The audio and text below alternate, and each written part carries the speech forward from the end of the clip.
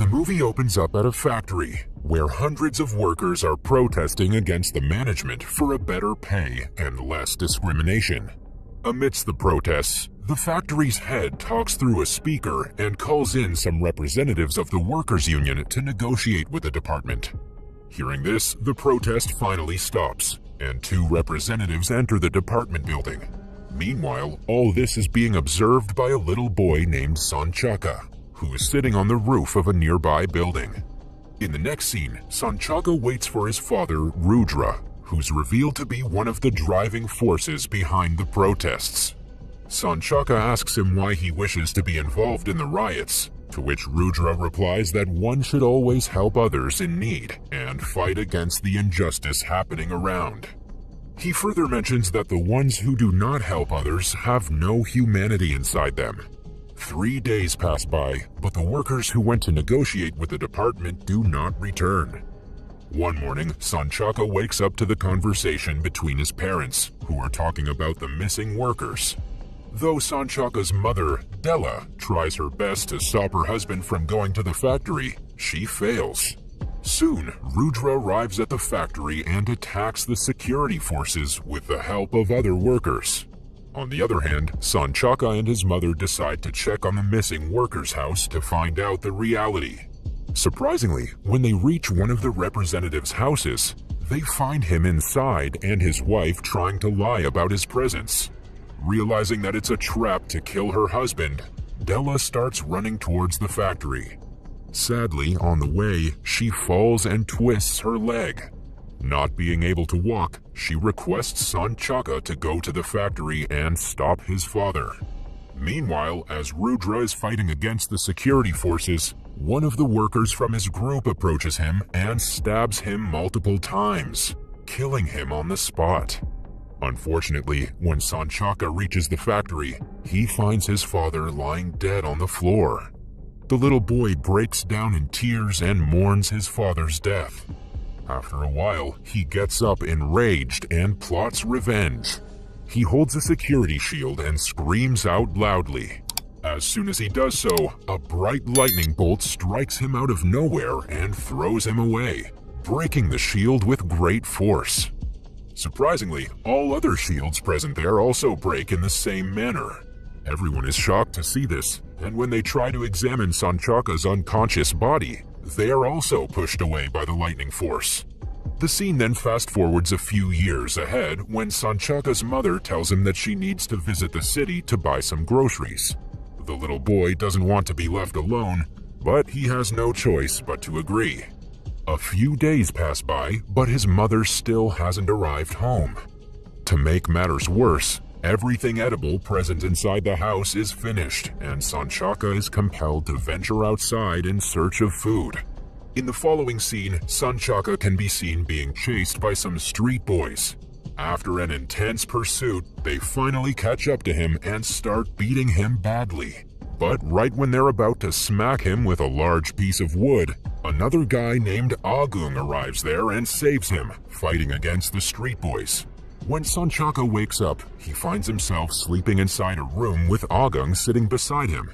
The latter tells him to be careful with street kids and also promises to teach him some basic steps for self-defense. At night, the two decide to board a train to a different city so that they can start a new life. Agung, using his speed and agility, easily climbs on the moving train, but poor Sanchaka is left behind. Now, with no one to take care of him, Sanchaka starts living in the streets by performing menial tasks on the streets. In the next scene, we see a grown-up Sanchaka running on the streets.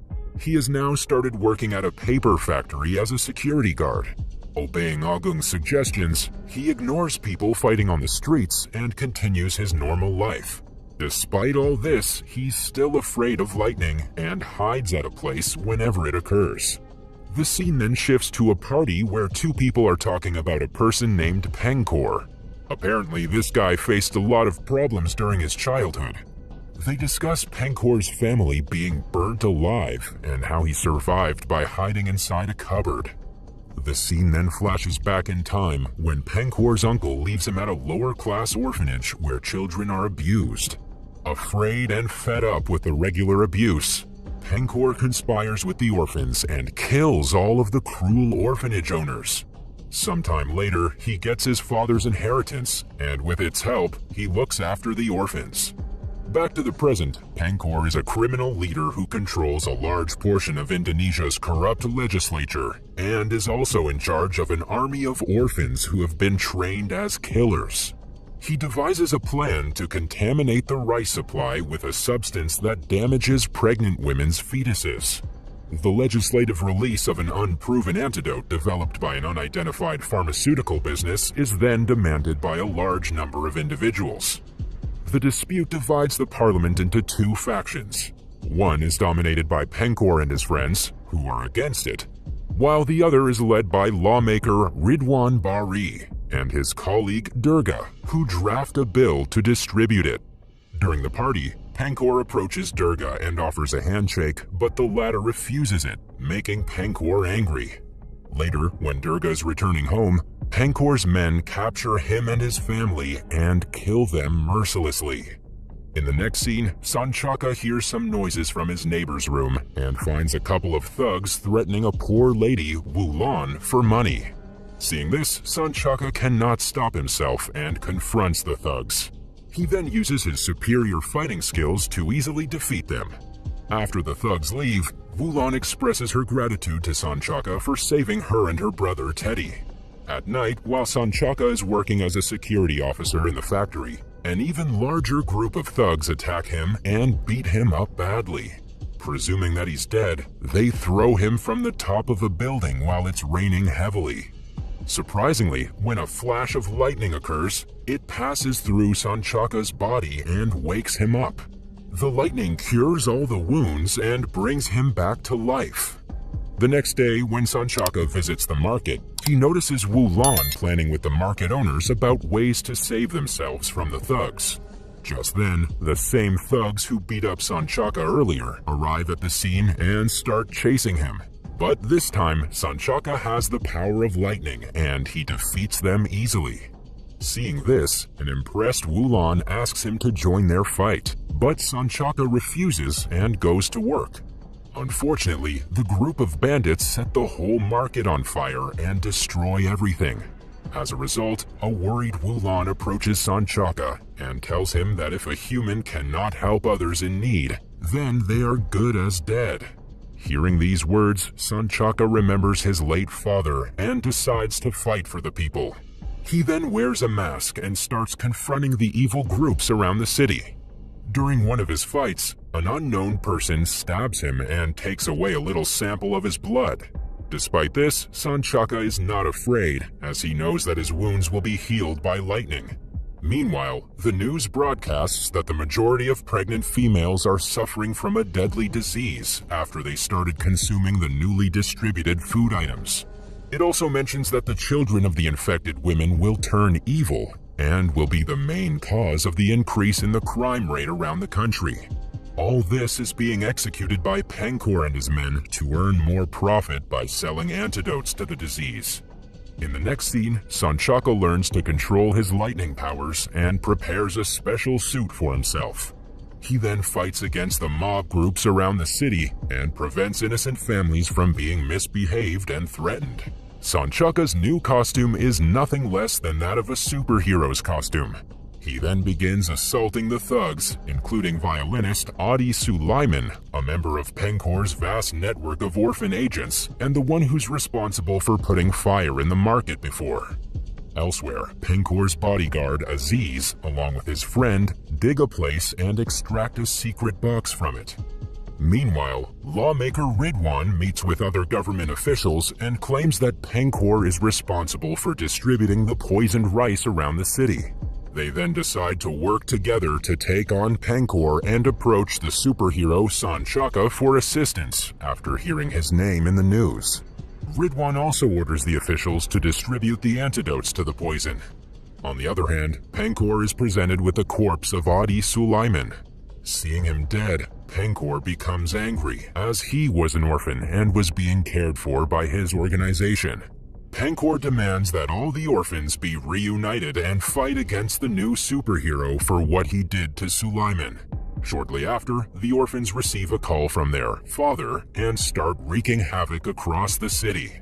They begin by killing the officials who disagreed with Penkor's plan. When one of the assassins is about to kill Ridwan, Sanchaka arrives there wearing his suit and defeats him. Ridwan then approaches Sanchaka and requests him to help save the people. In the following scene, the government officials somehow manage to agree on distributing an untested antidote to the people out of exigency. At the same time, Ridwan receives a call, informing him that the factory about to distribute the antidote belongs to none other than Penkor. Hearing this, Ridwan concludes that if Penkor is not stopped, no one would be able to stop the phony antidotes from being distributed to the people. Realizing that Sanchaka is the only one who can stop the vehicles carrying antidotes, Ridwan calls him and explains the situation over the phone. Surprisingly, as soon as Sanchaka hangs up the call, Penkor arrives at his place with his orphan assassin army and orders them to attack him. Even though he's weak, Sanchaka fights back and defeats them one by one using his powers. When Penkor is about to attack Sanchaka from behind, Ridwan arrives there and shoots him dead, hence saving Sanchaka. Elsewhere, people are about to receive the fake antidotes, which might make them sick or even kill them. Realizing the danger, Sanchaka sets off on a motorbike to stop the distribution convoy. With the aid of a mysterious lady, Sri Asi, Sanchaka is able to catch up with the distribution caravan and gets a sample of the fake antidotes. He then uses his superpower to destroy every bottle of antidote, as they exist at the same frequency as each other, similar to what he did with the shields at the beginning of the movie. As a result, the danger is finally averted, and all the people are saved from the deadly antidote. In the final scene, Penkor's associate, Gazul, destroys a wall to discover a hidden ancient tomb. He then brings out the secret box from earlier and sprinkles it with a few droplets of Sanchaka's blood, which was secretly extracted before. After this, he merges the body and the head, raising Ki Willawuk, a dangerous medieval warrior, and informs him of Sanchaka's coming by calling him Gundala. The movie ends with Ki Willawuk ordering Gazul to manage an army of assassins to ensure war with Sanchaka.